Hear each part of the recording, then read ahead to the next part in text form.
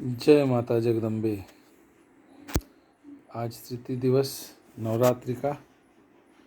माता चंद्रघंटा को बारंबार प्रणाम। आज माता के चंद्रघंटा शक्ति स्वरूप की पूजन का विधान है, प्रार्थना का विधान बताया गया है।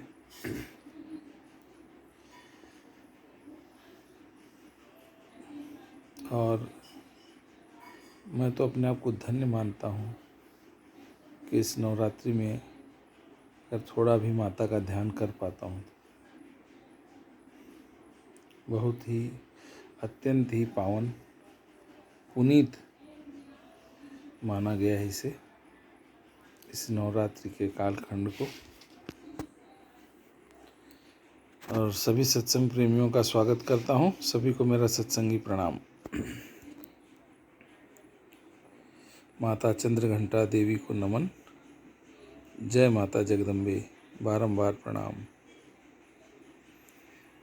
सर्वमंगल मांगल्ये शिवे सर्वार्थ साधिके शरण्ये त्र्यंबिके गौरी नारायणी नमोस्तुते, नारायणी नमोस्तुते।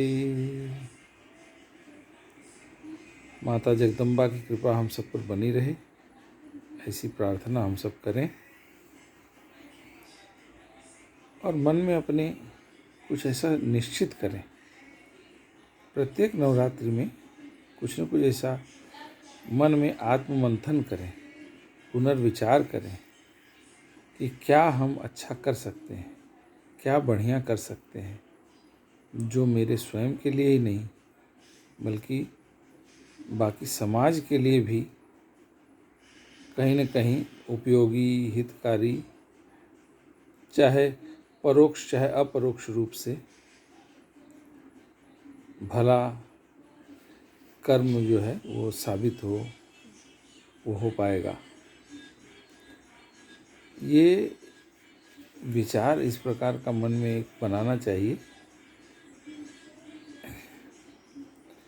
ताकि हम उसको प्रयोग में ला सकें, और प्रयोग में लाने का प्रयत्न भी करना चाहिए।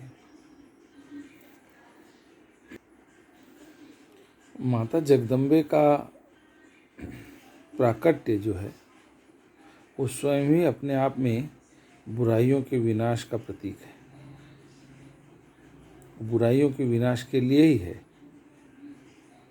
तो जब हम माता के चरणों में ध्यान लगाते हैं तो हमें ऐसा सोच करके, ऐसा मन में विचार रख करके कि हमारे अंदर की जो भी समस्त बुराइयां हैं उनका माता नाश करें, ऐसी कृपा करें माता हम पर दया करें। और ये अपने लिए नहीं, प्रयास ये भी करें कि अपने परिवार में, अपने बच्चों में, सब में इस प्रकार के विचार का, ये विचार पनपे, इसका प्रादुर्भाव हो, उनके मन में ये, उनके मस्तिष्क में ये बात डालने का प्रयत्न अवश्य करें। क्योंकि हम सब एक सामूहिक रूप से एक दूसरे से कहीं न कहीं, किसी न किसी प्रकार से कुछ न कुछ जुड़े हैं। तो जब मैं, मेरा परिवार, मेरे भाई बंधु इस तरह से जुड़ते चले जाएंगे तो समस्त समाज में एक प्रकार से एक सकारात्मकता का प्रचार प्रसार होगा, एक सात्विकता का प्रचार प्रसार होगा। अच्छा, ये हम जो अच्छाई का प्रयोग है वो आवश्यक नहीं कि कोई बहुत बड़ी बात हो, बड़ी बड़ी बातों से करें, ऐसा नहीं है। ये हम किसी छोटी छोटी बातों से भी अपनी शुरुआत कर सकते हैं, अपने घर के बच्चों को सिखा सकते हैं छोटी छोटी बातों में कि ऐसे अगर हम करें, बच्चे ऐसे नहीं ऐसे किया जाए। तो छोटी बातों से ही जो अच्छाई शुरू हुई, छोटी छोटी बूंद बूंद से घट भरता है, तो वही आगे चल कर के बड़ी अच्छाई में परिवर्तित हो सकती है। तो इस बात का भी हमें विचार रखना चाहिए।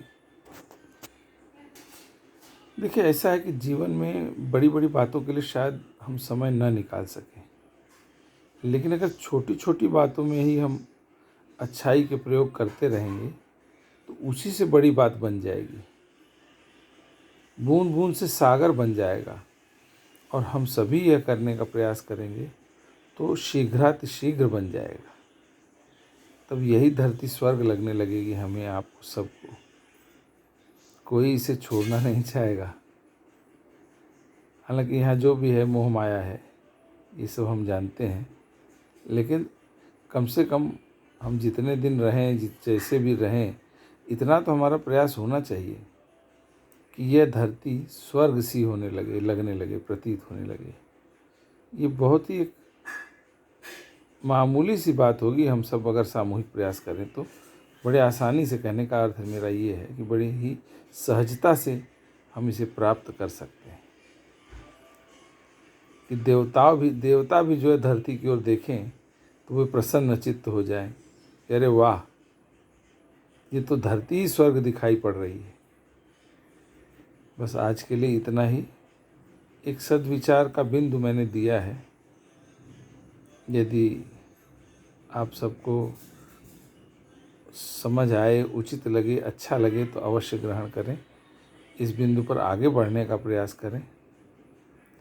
बस आज के लिए इतना ही। माता चंद्रघंटा को प्रणाम, माता जगदम्बे को प्रणाम, और